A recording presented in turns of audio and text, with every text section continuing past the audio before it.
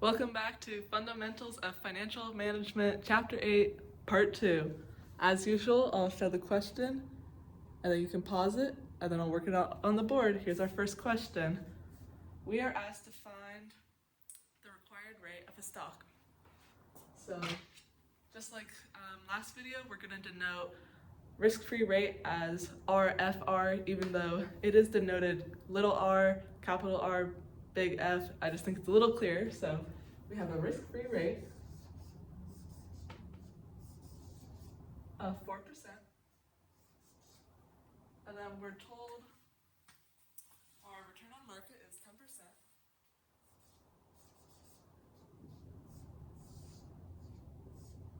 And then we have a beta of 1.4.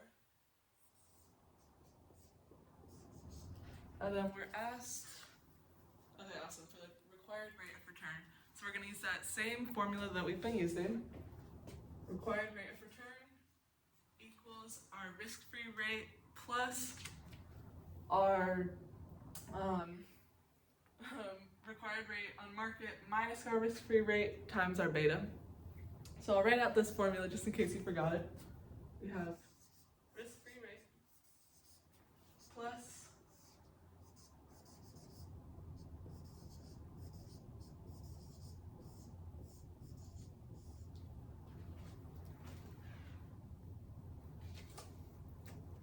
okay, here we go. So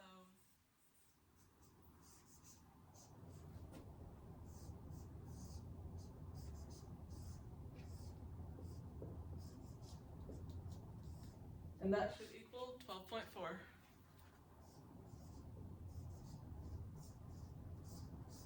So that is A. And most of these are multiple part questions because we're getting into the harder ones, but I actually had fun with this chapter, so I think we'll be all right.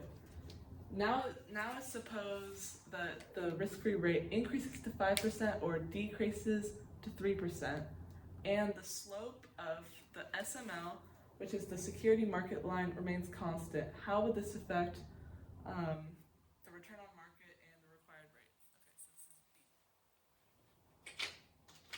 Let's go in pink over here. We are told that it goes up to 5%, and it goes down to 3%.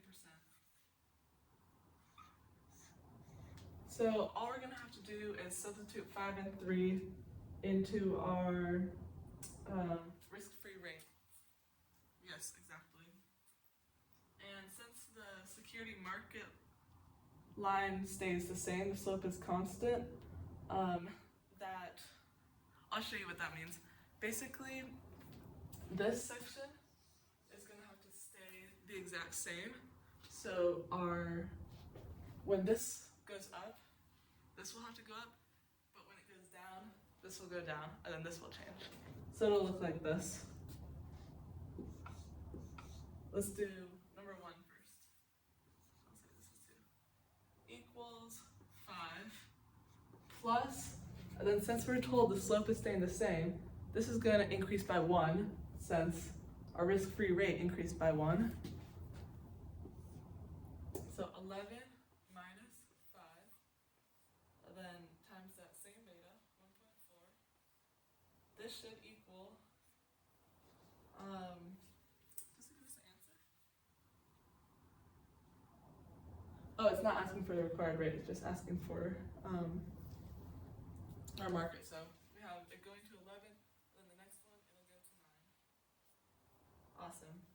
And then for C, now assume that the risk-free rate remains at 4, but the required rate on market either increases to 12% or falls to 9%. The slope does not remain constant, so how would these affect R? So this time, as you just heard, the slope does not remain constant. Also for the last one, if you want to solve it out, I wasn't really asking this, but if you want to solve it out, for 1, our required ratio is 13.4, and then 2, it is 11.4. Okay, let me go to a different color. Let's see. So how would this affect R? Well, since the slope can change, for number 1 we're told that it falls to 12%, or rises to 12%, or falls to 9%. So we're going to sub 12 into where 10 is, and then 9 into where 10 is, and that'll look like this.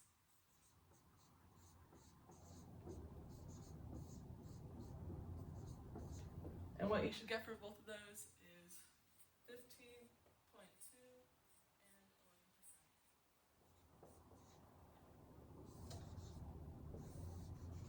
I'll try not to work out all the math for these because they're pretty long problems and you can work it, it's just plugging it in, but that's the answer. Let's go on to our next question.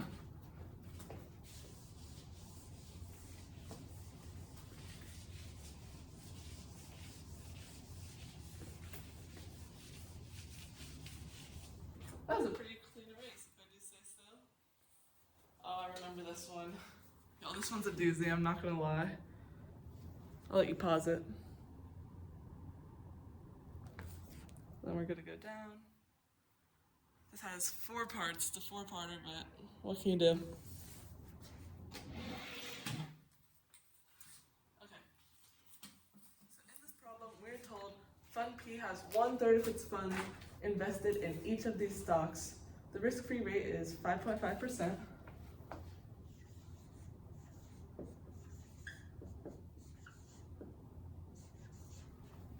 And then, what is the market risk premium? So if you remember from last time, market risk premium is the required return on market minus the risk-free rate. So what we can do for that, we can use any stock actually for this. I'm just gonna use A just because it's first, but we can go 9.55 equals 5.5. So we're using that same exact formula. That's the only formula we use for this chapter, which is crazy. It's just plugging it in different ways. So we're going 5.5, which is the risk-free rate, plus times our beta. And this should equal out to, we'll subtract this.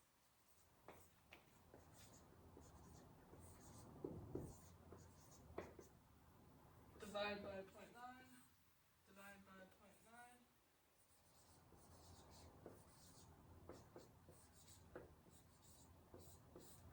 Okay, there we go, that's our market risk premium. Then we're asked to find the beta of Fund P. So how we're gonna do that, since this one, it tries to trick you, y'all. Since it doesn't give you exact like digits in terms of like how much money you have, it just said it's invested in thirds equally. What you can do is just, instead of saying like $20,000 over your total, you can just go 1/3, 1/3, 1/3, which is tricky. So here we go. I'll come over here in purple. To find the beta, as you know, you go the first investment divided by the total times that beta, plus the second investment divided by the total times that beta, and so on. So we can just go 1/3 times 0.9 plus 1/3 times 1.1 plus 1/3 times 1.6. This will equal 0.3 plus 0.3667 plus 0.5. 333, and this will eventually equal to 1.2. That's our beta. Okay, halfway done with this problem. Next, it's asking for the required ratio of Fund P. So how we're going to do that? We're going to use that same problem, that same equation that we love, but now we can plug in our numbers. Now we can plug in our beta and our market risk premium. So what we can do, we can go required rate. Okay, required rate equals, we still have the same risk-free rate, so we're going to go 5.5, and then we're going to add our market risk premium times our beta, and that should equal 10.9. Awesome. And then our last one is conceptual. It says, would you expect the standard deviation of fund P to be less than 15%, equal to, or greater than? And we're going to say less than 15% since it's not positively correlated. Pretty simple. Let's go into our next problem.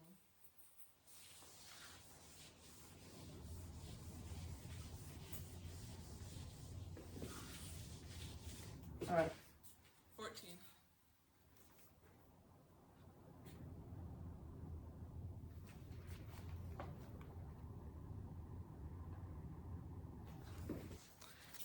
Here we go. Suppose you have a diversified portfolio consisting of a $7,500 investment in each of 20 different common stocks. So this is saying you have 20 investments of $7,500. It's telling us the portfolio's beta, so the average beta of all the investments is 1.25. Now suppose you decide to sell one of the stocks in your portfolio with a beta of 1 for $7,500 and use the proceeds to buy another stock with a beta of 0.8 for that same price. What would your new portfolio's beta be? And you might be thinking, why would I buy and sell it for the same price? What does that get me? Like, it's a lower beta, but beta is measuring the volatility of the stock compared to the stock market. So maybe you want like less risk or you're close to retirement, then a lower beta would be good. So this would make sense even though you're buying and selling it for the same price. So let's get started. We're told, I'm just gonna write out our digits.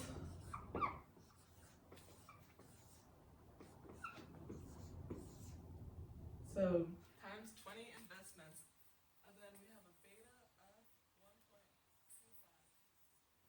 1.25. And so this is really gonna take 2 steps. First, we're gonna have to find, we're gonna go to like the old portfolio and then the new portfolio. I'll explain it as we go.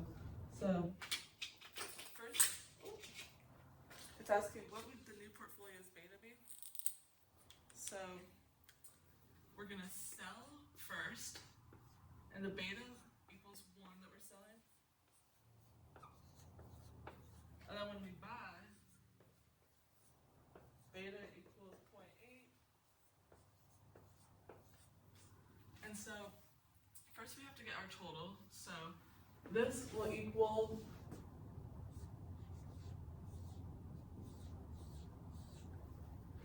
and then we can actually just subtract the price of one of the stocks because that'll give us when we sold it, if that makes sense. So this will equal, writing the numbers a little out of order, but as you remember, to find the beta, we take the investment and then divide it by total times that beta, and then investment divided by total times that beta. So you'll see how it works. All the top rows should equal one of the denominators.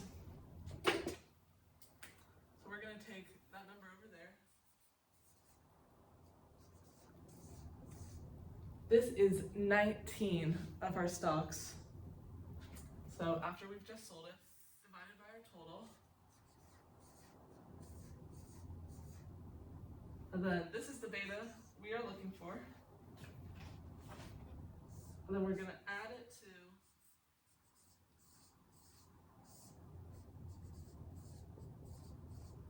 so what I meant by that last comment is this whole top row is going to equal one of these bottom. And then this beta is 1. That's what we're told. This is going to equal 1.25. So this is step number 1. This is finding the beta from when we sold it. And then what that's going to be, this beta is going to equal, once you end up doing the math, you can basically subtract this from 1.25 and then divide this right here, divide that inside, that's going to give us what that's right. So this equals 1.26316. This is our beta in step 1. Then step 2 will give us our answer. Let's go blue.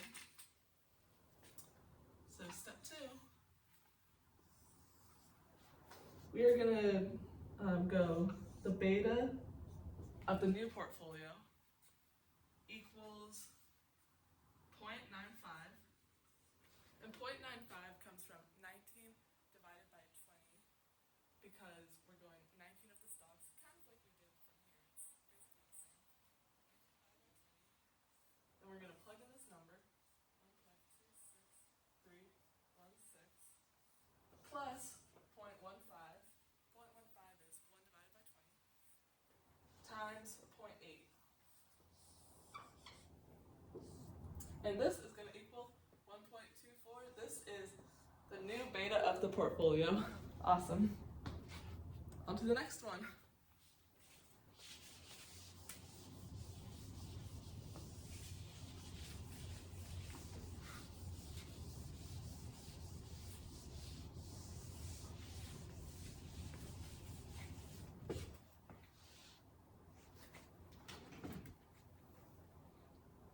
We are on 15 now.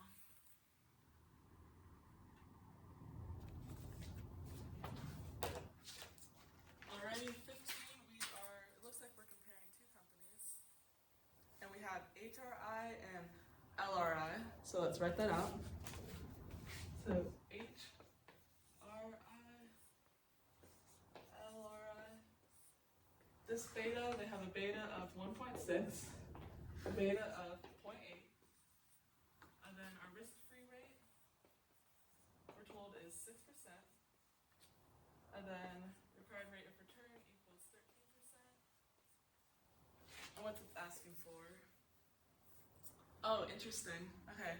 The risk-free rate is 6% and the required rate is 13%, like we just wrote.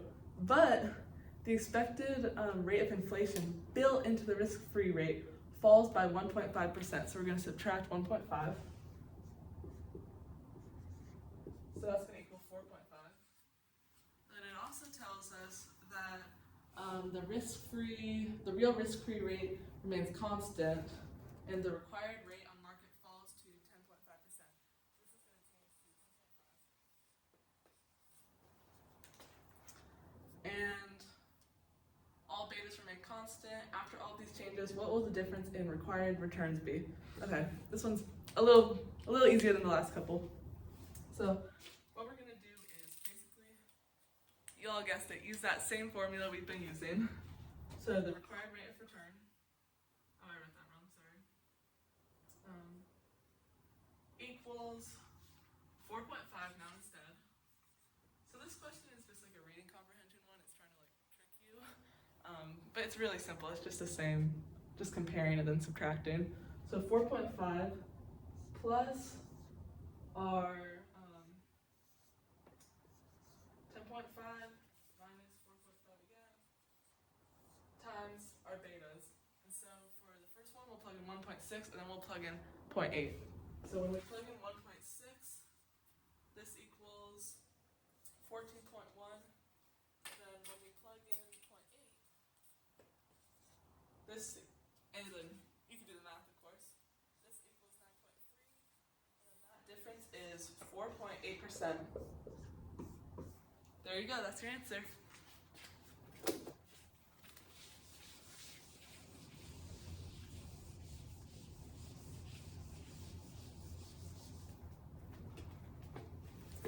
Okay, on to 16.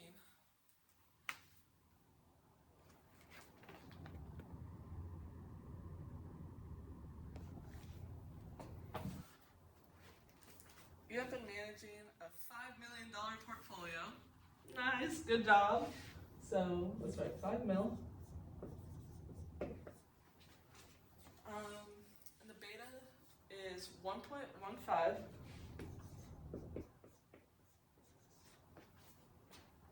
Required rate of return is 11.475.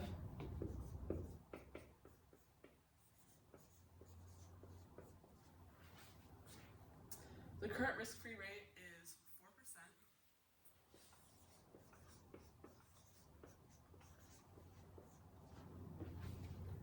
4%. And assume you receive another $500,000. If you invest the money in a stock with a beta of 0.85, what will be the required return on your new portfolio of $5.5 million.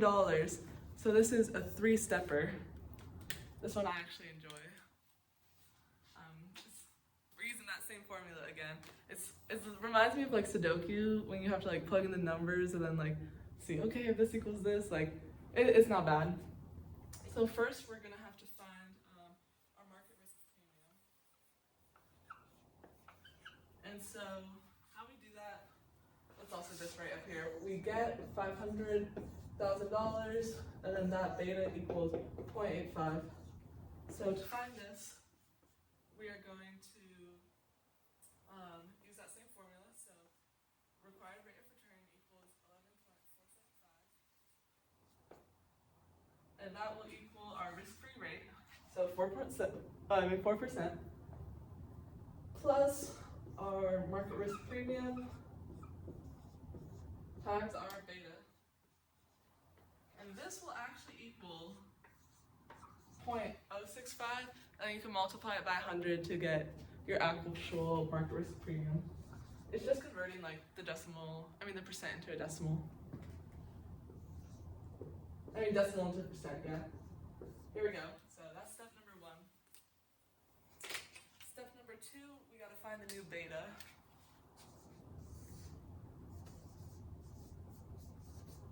So, as we've talked about, we're taking parts of the investment divided by the total, and then multiplying it by the beta, and then adding them together.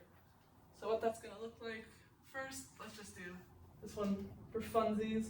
We're gonna go 500K, 500,000, divided by 5.5 mil, times our beta,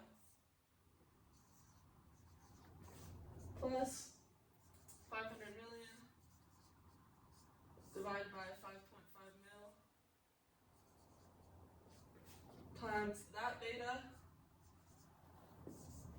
and the beta of this portfolio is going to equal to 1.12273. One more step. Now we can plug in our numbers and find the required rate of return. Let's go over here. Alrighty. So we are going to take our same risk-free rate. So equals 4 plus 6.5, and then times our beta. 1.12273. And this should equal, rounded, for a required rate of return.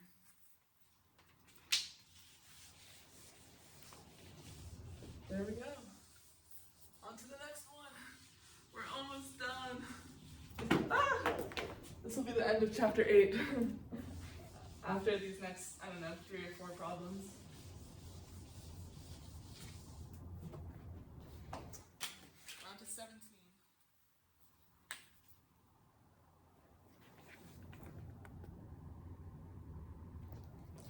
So we are told a mutual fund manager has 20 million in a portfolio with a beta of 1.7 and a risk-free rate of 4.5, market risk premium 7%. So let's write that out.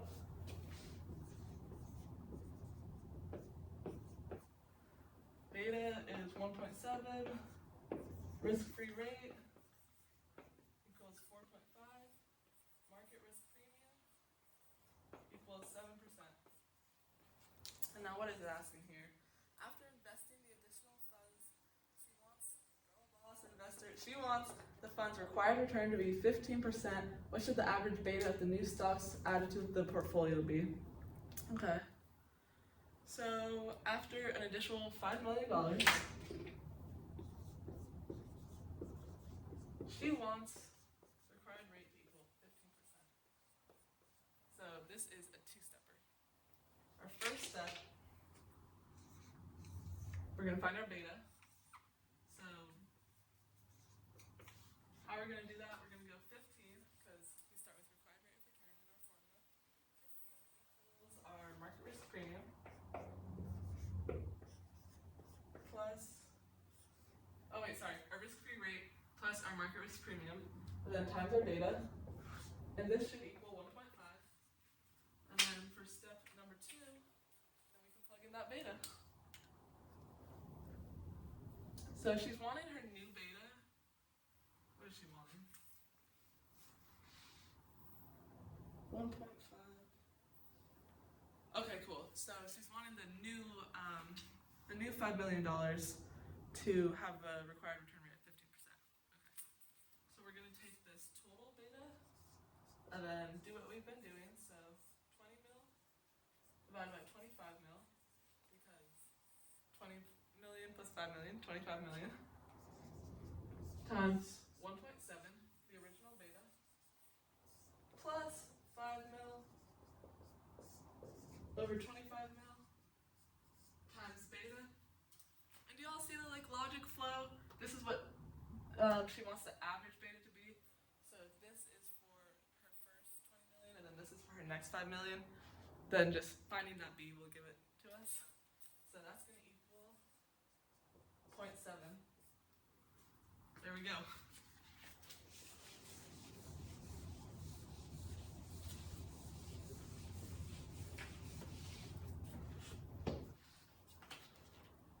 Okay, we're on to 18. Good job, keep going. Oh, this one's real long. Y'all, this one is long, but we got it. We got it. This is the longest one, but it's all right.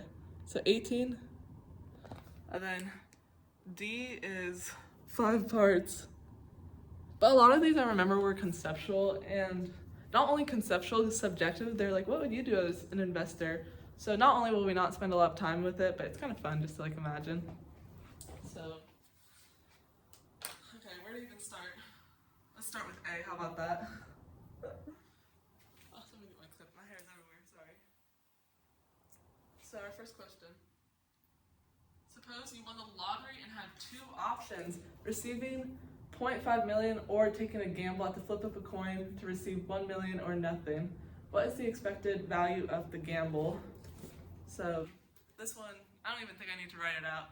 Y'all can get it. It's $500,000. You just take the amount you would win, 1 million, divide it by the probability, and there you go. B is, would you take the 0.5 million or gamble? So this is up to you. I would take the 0.5 million, but to each their own. C, if you chose the 0.5 million, would that indicate that you're a risk averter or a risk seeker? It would indicate that you're a risk averter, that you want to stay away from risk. Dang, we're already done with 75%. D, so, here's our real math. Suppose the payoff was actually 0.5 million. That was the only choice. You now face the choice of investing into a U.S. Treasury bond, that's a T-bond, that will return $537,500 at the end of the year, or a common stock that has a 50-50 chance of being worthless, or $1.15 million at the end of the year. That seems like a pretty easy decision to me, but let's see what they're gonna ask. The expected profit on a T-bond is $37,500. What is the expected dollar profit on the stock investment? So the way that they found the $37,500 is basically just subtracted 537,500. They subtracted the 0.5 million from that. So we're going to do a similar process for the stocks. It's just going to take maybe 1 more minute. So what we're going to have to do, let's see. Okay, so we're going to have to find basically the expected profit by kind of averaging it, but not exactly. I'll show you. So we're going to take 1.15 million and multiply it by 0.5. Okay, this is coming from how much it would be worth at the end of the year. So it's either worthless or it's worth that number, plus 0, because it would be worthless, times 0.5. So the 0.5 is the probability. Like if you're flipping a coin, it's 50% chance. That's where that's coming from. And then these are our 2 amounts that we can expect. So you could divide 1.15 million by 2 and just get it, but I'm just showing a little conceptually what we're doing. this is going to equal this number right here.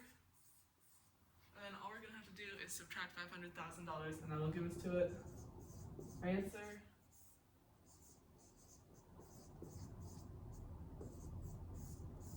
Okay.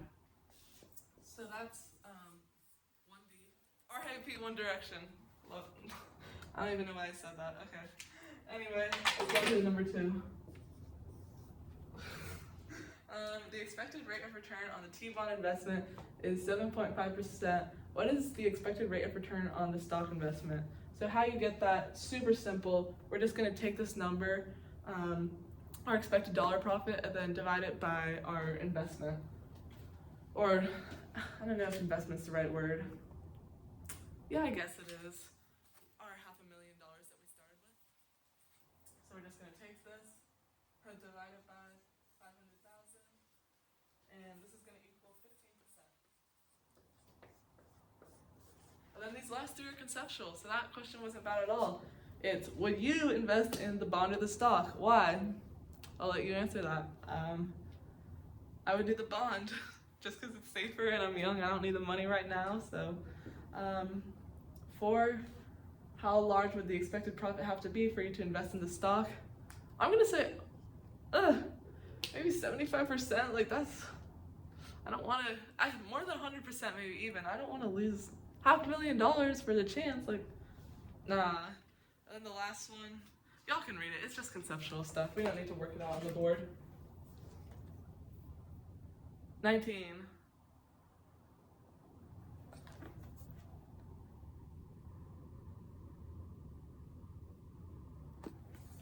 Alrighty. Evaluating risk and return. Stock X has 10% expected return, a beta coefficient of 0.9, 35% standard deviation. Stock Y has 12.5 expected return, beta coefficient of 1.2, 25% standard deviation. Let's write that out. Sometimes I'm tempted to do different colors, but I just think it's a little quicker if we do the same color. I'll make it clear. We can do a line down the middle. So X, we have expected return. This is different than required return, so it's going to be hard if you remember that from stats. This is going to equal 10%. And then for Y equals 12.5. And then our betas equal 1.2 equal 0.9. And then our standard deviation, it's also denoted like this, equals 25. Alright, so it's asking first for the coefficient of variation. So all we have to do for that is standard deviation divided by our hat. So we're going to take 35 divided by 10. That's going to give us 3.5. And then 25 divided by 12.5. That's going to give us 2. Cool. Easy enough. Then for B, it's asking which one is riskier. So basically, you just look at which beta is higher, and that's riskier because the beta, like I guess of the stock market, is 1. So if it's above 1, it's more has more volatility than the average stock market, and then if it's below, it's less. So B would be, Y would be riskier. And then C, what is that asking? Calculate each stock's required rate of return. Okay, here's the required rate of return, that formula we've been using. So I'm just going to change this to C. I like this blue. So required rate of return equals, we've been told also that we have a risk-free rate of 6% and then market risk premium of 5. So we can use those same numbers and then just plug in the different betas like we did on that other one. So it's going to be 6 plus 5. Oh, that's a wonky 5. First, let's plug in 0.9. This is going to equal 10.5. And then let's plug in 1.2. This is going to equal 12%. Good job, guys. Okay. So D is asking, on the basis of the two stocks' expected and required returns, so what we just found, which stock would be more attractive to a diversified investor? I'm gonna say, let's see. Okay, so when the expected return is higher than the required rate, it's a more attractive stock. So what we can do is we can look at 10 compared to 10.5, and then 12.5 compared to 12. So as you can see here, we're debating between two opposites. I'll give us, y'all, me, a second to think. Which one is more attractive? The correct answer is Y, I believe. Yes, Y, because this is higher. You're going to want a higher expected rate of return than required rate of return. Next it says calculate the required return on a portfolio that has 7,500 invested in stock X and 2,500 invested in stock Y. Alright, let's pick a new color for this one. Switch it up. How about we do a nice orange? What we're gonna do is basically kind of how we've been finding our betas. So put 7,500 above the total and then 2,500 above the total. So it's gonna look like this. Ooh, that is a nice orange. Is that appearing on camera nice? Ooh. You know when this, like the expo marker's juicy? It's good stuff. Over 10K times 0.9, because this is our beta. So it's saying 7,500 invested in stock X, so that's why I used 0.9. And then plus 2,500 invested in stock Y. And if you're wondering where the 10K is from, it's from 7,500 plus 2,500. And then we're going to use that beta, 1.2. And this is going to equal, oh wait, this is our beta for the entire portfolio. So this is going to equal 0.975. And then we can put it into that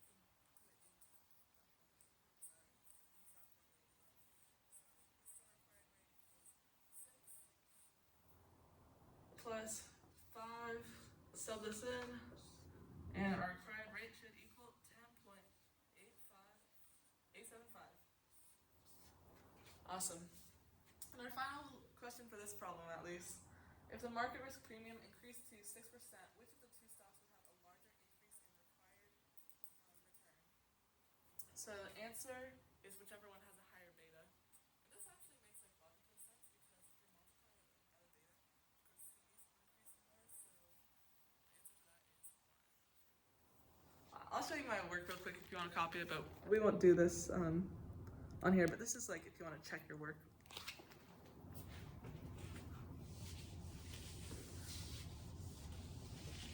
Two more problems, y'all. This is going by fast. I don't know about y'all, but I'm having fun.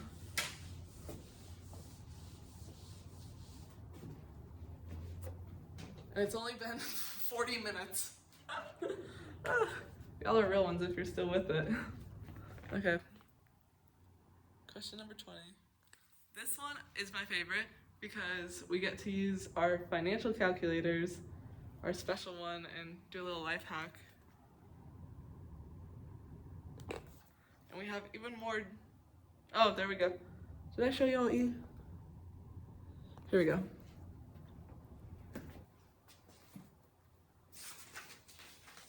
So for question number 20, I'm gonna stick with this nice orange. Oh, maybe I should write the problem so y'all can skip fast. I'm gonna do that from now on. First, we're asked to calculate the average rate of return for each stock during the period of 2014 through 2018. Here we go, guys. We're gonna use our HP12C financial calculator. You're basically just calculating the mean, so you can add all of these numbers together and then divide it by the total, but this guy's much cooler. Respectfully. So, and also if the numbers are in parentheses, that means it's negative. So we have negative 18, 33, 15. So let's enter those first. 18, then this will make it negative. Then we're gonna put it down here. So that's, it appears 1 because this is our first value. Then we have 33. it'll show us 2. And then we have 15.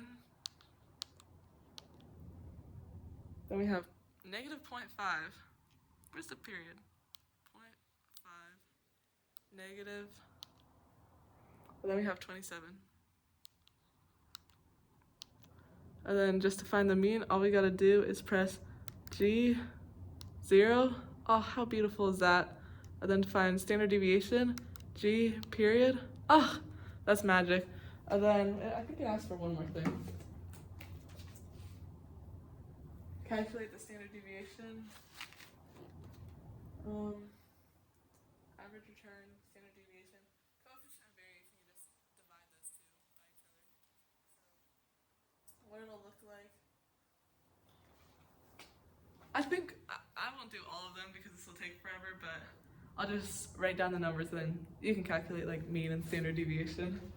So for A and B, our mean, also denoted as x bar, is 11.3, as we just found on our nice calculator. And then this one also turned out to be 11.3.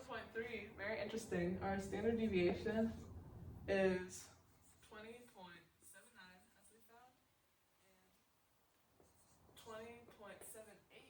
Interesting. And then our coefficient of variation.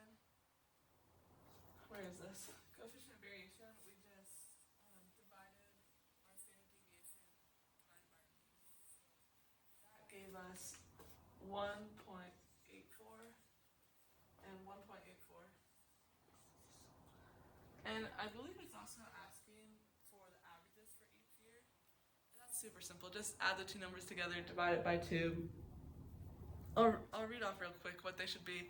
In 2014, it should be 16.25, 2015, 27.4, 2016, 22.75, 2017, negative. Sorry, the first one was negative.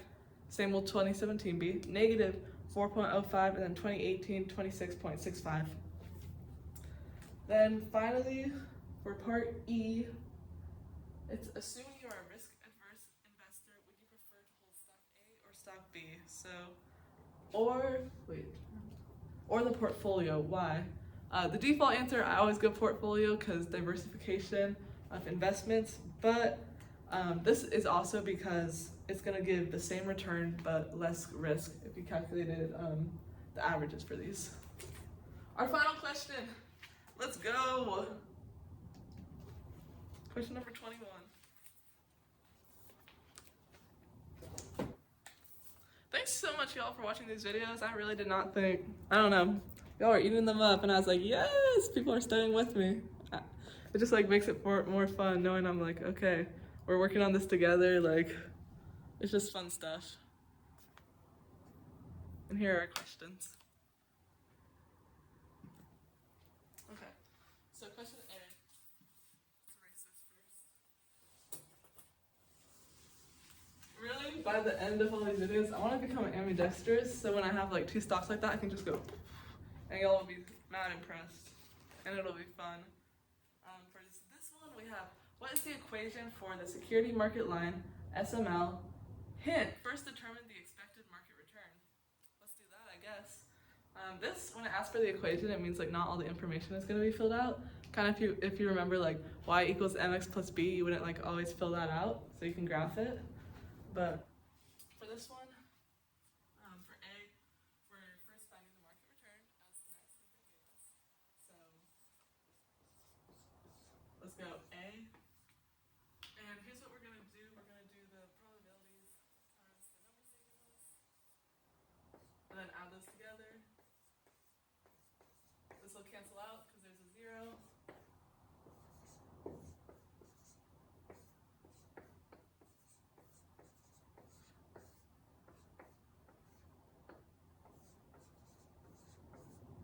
And this should equal 13%. There we go. And we're also told that we have a risk-free rate of 6%. And now okay, cool. So let's see what it's asking for, sorry. Security market line. This is going to equal equals, just plug that in, 6 plus 13 minus 6 times our beta. So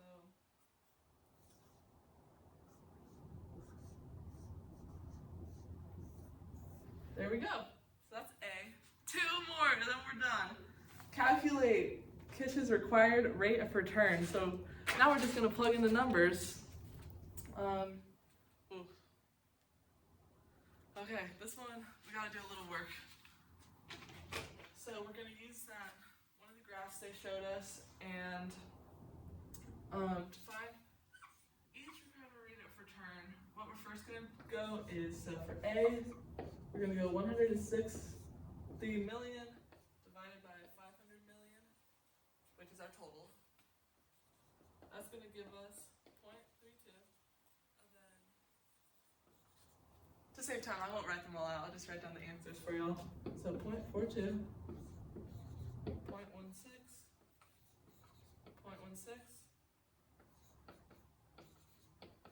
And I believe these totals should equal 1. And then what we're going to do equals, let's plug those in, so 0.32 times 0.5.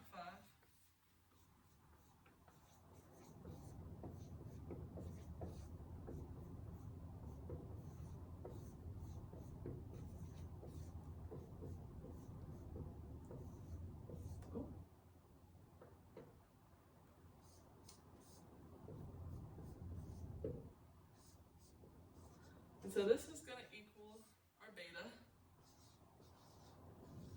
And now we can plug it into our first formula that we did. So let's come over here. We can literally just plug this into right here. So R equals 6 plus 7 over 1.088. And this will equal 13.616%. Awesome. Okay, one more question. This is, okay, I do remember this. Suppose Rick, the president, receives a proposal from the company seeking new capital. The amount needed to take position in the stock is 50 million. It has an expected return of 15% and a beta of 1.5. Should Kish invest in the new company? At what expected rate should he invest? Or should he be indifferent? So, no, he shouldn't invest, because if the expected return equals 15, let's find we're going to compare it to the new rate of return, and if the new rate of return is higher than 15, then he should not invest. Let's go one more new color. Let's go brown. So all we gotta do is plug in this new beta they gave us to our original formula. So we're gonna go 6 plus 7, 1.5. And this is gonna equal 16.5. And 16.5, of course, is greater than 15, so he should not invest. We're done. I hope this video was helpful, and good luck on the test. That's the end of chapter 8. We'll do chapter 9 soon.